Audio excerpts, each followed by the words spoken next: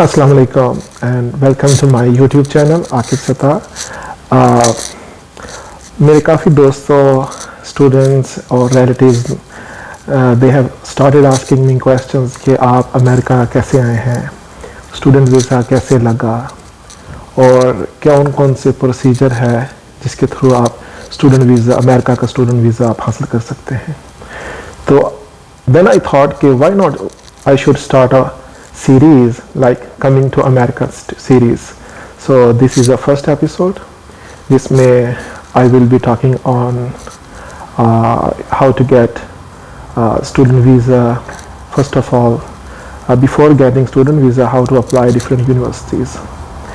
So America में जो admission है वो 2 सीजन्स में ओपन होता है। नंबर 1 फॉल और नंबर 2 स्प्रिंग। मोस्टली जो फॉल सीज़न है उसमें जो एडमिशन्स ओपन होते हैं यूनिवर्सिटीज़ में वो जुलाई अगस्त में ओपन हो जाते हैं। और इसी तरह स्प्रिंग के लिए दिसंबर, अर्ली दिसंबर, जनवरी, जो कुछ यूनिवर्सिटीज़ हैं वो नवंबर दिसंबर में भी स्टार्ट कर देती हैं। तो सबसे पहले आपको यूनिवर्सिटीज़ में किसी भी यूनिवर्सिटी में अप्लाई करने के लिए आपको अपने डॉक्यूमेंट्स जो हैं वो प्रिपेयर करने होते हैं कि आपके जो डॉक्यूमेंट्स हैं वो प्रिपेयर हैं।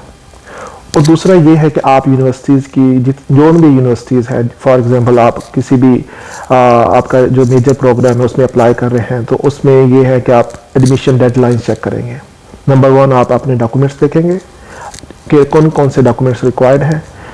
नंबर 2 आप एडमिशन डेडलाइन चेक करेंगे तमाम यूनिवर्सिटीज़ की। तो जब आप एडमिशन डेडलाइन चेक कर लेते हैं उसके अकॉर्डिंगली आप जो है अपने डॉक्यूमेंट्स को प्रिपेयर करते हैं। कुछ यूनिवर्सिटी जो है अमेरिका में वो आइट्स रिक्वायर्ड करती हैं, कुछ GRE मांगती हैं और many universities even Pakistan, India, Bangladesh में लोग स्टूडेंट्स नहीं जानते कि वो ना तो आपसे आइट्स मांगती हैं और ना आपसे GRE रिक्वायर करती है। वो जस्ट आपसे इंग्लिश प्रोफिशिएंसी सर्टिफिकेट जो कि आपकी जो होम यूनिवर्सिटी होती है, फॉर एग्जांपल आप अप्लाई कर रहे हो मास्टर्स के लिए तो आपने जिस यूनिवर्सिटी से आपने बैचलर डिग्री की है आप उनसे रिक्वेस्ट करेंगे कि आपको वो इंग्लिश प्रोफिशिएंसी सर्टिफिकेट दे दें। तो वो इंग्लिश प्रोफिशिएंसी सर्टिफिकेट भी आपका जो है वो एज डॉक्यूमेंट अप्लाई होता है। कुछ यूनिवर्सिटीज़ हैं वो आपको एक्सेप्ट कर लेती हैं, वो आइट्स आपको नहीं मांगती। तो आपको ये थ्रू रिसर्च आपको ये फाइंड आउट करना पड़ेगा कि आपकी कौन सी अमेरिका में ऐसी यूनिवर्सिटीज़ हैं जो कि GRE और आइट्स वगैरह रिक्वायर नहीं करती। क्योंकि जो साउथ एशियन जो कंट्रीज़ है, country like Pakistan, India, Bangladesh, यहाँ पर जो मेजर जो स्टूडेंट्स को ऑब्स्टिकल फेस करना पड़ती है वो यही है कि इंग्लिश लैंग्वेज का बैरियर जो है कि वो आप आइट्स किस तरह प्रिपेयर करें। स्टूडेंट्स 2-2 माह 3-3 माह GRE की तैयारी में लगा देते हैं, आइट्स की तैयारी में लगा देते हैं। तो इसलिए आपको ज़रूरी है कि आप देखें कि GRE और आइट्स वगैरह ये कुछ यूनिवर्सिटीज़ मांग रही हैं कि नहीं मांग रही। Many universities in the USA they are not asking for IELTS and GRE, they just ask for English proficiency certificate. तो ये एक चीज़ होगी। और दूसरा ये है कि अभी जो अमेरिकन यूनिवर्सिटीज़ हैं काफ़ी देर से, लेकिन रिसेंटली जो मुझे भी इस चीज़ का फेस करना पड़ा वो ये है कि क्रीडेंशियल्स इवैल्यूएशन सर्विसेज।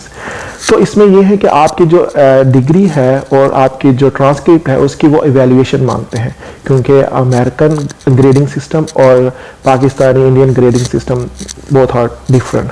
तो आपके जो ग्रेडिंग सिस्टम जिसमें आपने बैचलर किया है या व्हाटएवर मास्टर्स किया है, आप PhD के लिए अप्लाई कर रहे हैं, तो आपको जो आपका ग्रेडिंग सिस्टम है उसको कन्वर्ट करना पड़ेगा अमेरिकन ग्रेडिंग सिस्टम के लिए।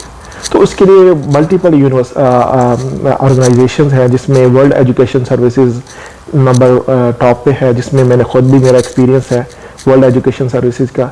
उसमें यह है कि आप अपनी, अगर आप पाकिस्तान से हैं तो आप अपनी जो डिग्री है, ट्रांसक्रिप्ट है, उसको अटेस्टेशन करवाएंगे आप अपनी HEC से, हायर एजुकेशन कमीशन से। आप अपनी बोथ डिग्री एंड ट्रांसक्रिप्ट उसकी फिर आप कॉपीज़ जो है original, not original but copies जो है, कॉपीज़ की आप क्या करवाएंगे अटेस्टेशन करवाने के बाद आप वर्ल्ड एजुकेशन सर्विसेज जो कि कनाडा में है, कनाडा बेस्ड एक ऑर्गेनाइजेशन है, उसको आप भेजेंगे आप TCS कर दें, आप किसी भी कॉरियर के थ्रू आप भेज सकते हैं। तो आप उनको भेजने के बाद वो आपको उसकी एवेल्यूएशन करेंगी आपकी ग्रेडिंग सिस्टम की, और उसको कन्वर्ट करेगी अमेरिकन ग्रेड्स में। वो अमेरिकन और कैनेडियन ग्रेड्स में कन्वर्ट करते हैं। तो आपकी जब ये क्रेडेंशियल्स एवेल्यूएशन हो जाती है, ये सारा प्रोसेस है डॉक्यूमेंट्स को कलेक्ट करने का, जिसमें ये है कि जैसे मैंने कहा कि डॉक्यूमेंट्स बहुत इंपॉर्टेंट है। आपको यूनिवर्सिटी में एडमिशन अप्लाई करने के से पहले आपको अपने जितने भी डॉक्यूमेंट्स हैं वो प्रिपेयर करने पड़ेंगे। तो आपके जो डॉक्यूमेंट्स प्रिपेयर हो गए, जिसमें ये कि आपकी क्रेडेंशियल एवेल्यूएशन हो गई, ठीक है, आपने अपनी डिग्री भिजवा दी, अपने फोटोकॉपीज, और आपकी वो एवेल्यूएशन रिपोर्ट आ जाती है with in 2 weeks, maximum 2 weeks में वो आपको रिपोर्ट आ जाती है, ठीक है। तो उसकी जो फ़ी है वो वेरी करती है। कुछ at that time I think it was $220। अभी मुझे नहीं पता, वो may be because of inflation वो ज़्यादा होगी या कम हो गई है। तो उसके बाद आपकी क्रेडेंशियल एवेल्यूएशन होगी, आपकी डिग्री की और ट्रांसक्रिप्ट की। उसके बाद आपने जो आपकी CV है वो बनानी है, रेज्यूमे जिसे कहते हैं।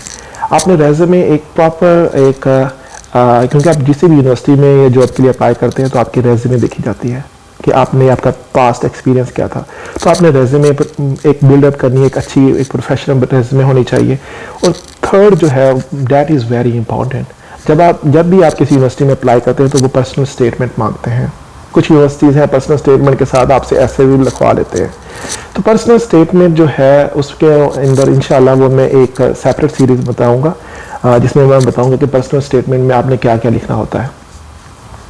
अच्छा, पर्सनल स्टेटमेंट होगी, रेज्यूमे होगी, आपके डॉक्यूमेंट्स हो गए। उसके बाद सबसे इम्पोर्टेंट जो है, जो फोर्थ वन, दैट इज़ आपका रिकमेंडेशन लेटर। वो अगर कुछ यूनिवर्सिटीज़ हैं वो आपसे 3 रिकमेंडेशन लेटर मांगती है और कुछ आपसे 2 रिकमेंडेशन लेटर मांगती हैं।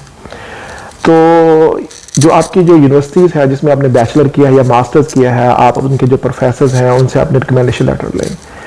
जो स्टूडेंट्स क्या करते हैं वो किसी भी प्रोफेसर के रिकमेंडेशन लेटर ले लेते हैं। तो मैं जो रिकमेंड करूंगा, जो ऐसे प्रोफेसर जो कि जिनकी गूगल के ऊपर अच्छी साइटेशंस हैं, दे आर लाइक उनकी एक रेपुटेशन है, उनका एक्सपीरियंस है, कोई फॉरेन यूनिवर्सिटीज़ में भी पढ़े हुए हैं, तो उनका एक अच्छा एक्सपोजर है, ग्लोबल एक्सपोजर है।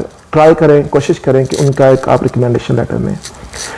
और अगर थर्ड जो इसके साथ ही जो इम्पोर्टेंट चीज़ है वो ये है कि आप जो कि अगर आपने एम्प्लॉयमेंट की हुई है, आपने जॉब किया हुआ है, तो आप कोशिश करें कि जिसमें जॉब की है उससे भी आप अपना रिकमेंडेशन लेटर ले लें, ताकि अगर आपकी जो जॉब है वो आपकी डिग्री से रिलेटेड है, ताकि वो री इन्फोर्समेंट हो जाता है कि आपका एक्सपीरियंस भी है आपकी डिग्री के साथ साथ। तो ये एक मेजर डॉक्यूमेंट्स हैं। तो आप जब मेजर डॉक्यूमेंट्स आप अपने कलेक्ट कर लेंगे, फिर आप यूनिवर्सिटीज़ की एडमिशन डेडलाइन चेक करेंगे। एडमिशन डेडलाइंस चेक करने के बाद आप अप्लाई करना शुरू कर दें, और इंशाल्लाह आप देखिएगा। हाँ, ये नहीं है कि एक ही यूनिवर्सिटी में अप्लाई करना है। जो भी यूनिवर्सिटीज़ आप देखते हैं आपके प्रोग्राम के साथ हैं, रिलेटेड हैं, वो आप अप्लाई करना शुरू कर दें, ठीक है। अमेरिकन यूनिवर्सिटीज़, कैनेडियन यूनिवर्सिटीज़ आप अप्लाई, चाहे वो आपको स्कॉलरशिप दे रहे हैं कि नहीं दे रहे हैं। हाँ, जब आपको एडमिशन हो जाता है with the passage of time, आपको ये है कि 25% स्कॉलरशिप मिल जाती है, 50% स्कॉलरशिप मिल जाती है, और समटाइम्स वो 100% स्कॉलरशिप भी मिल जाती है। दैट इज़ द ये जो प्रोसेस है वो बाद का है, आपको एडमिशन लेना पहले ज़रूरी है, ठीक है। तो एडमिशन लेने के बाद जो है फिर एक तो एडमिशन हो गया आपका, तो उसके बाद फिर जो डिफरेंट प्रोसेस है वो इंशाल्लाह मैं नेक्स्ट सीरीज में बताऊंगा कि आगे आपने क्या क्या करना होता है। आपने वीज़ा जो अप्लाई करना है वो कैसे करना है, और वीज़ा सबसे इम्पोर्टेंट ये है कि जो F1 स्टूडेंट वीज़ा है उसमें बहुत सारे स्टूडेंट जो है वो रिजेक्ट हो जाते हैं। तो मैं इंशाल्लाह वो नेक्स्ट एपिसोड में बताता हूँ कि जो वीज़ा है उसमें कौन कौन से क्वेश्चंस होते हैं और क्वेश्चंस को किस तरह टैकल करना है। थैंक यू सो मच, और मिलते हैं इंशाल्लाह नेक्स्ट एपिसोड में।